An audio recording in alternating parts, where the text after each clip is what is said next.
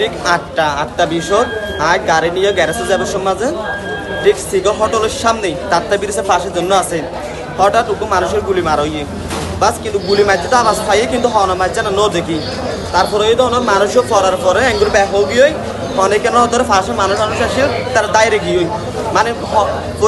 এবার সাঁতরে মানুষ নাকি অন্য মানুষ খেয়াল না করি আসলে বাইরে মানুষের তারি এবার পরে গিয়ে মতো মানুষ সাইড হয়ে গিয়ে গাড়ি একটা আঁকা হয়েছে অটো রিক্সার ড্রাইভার আমি গাড়িটা সাইড করে তারে মানে আমার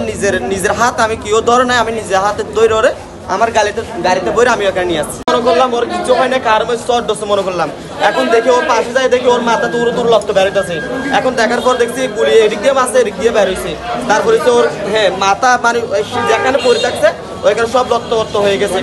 তা আমি কুলে নিয়ে ফেলছি সিগল হোটেলের সামনে পালিয়ে গেছে ওইখানে কাউকে দেখছো আমি কাউরে দেখি না কিন্তু একটা বাইকের আওয়াজ পাইছি আর একটা যে মানে গুলিটা বাসে ওই গুলিটা একটু করে আওয়াজ পাইছি আমি আর কিছু দেখিনি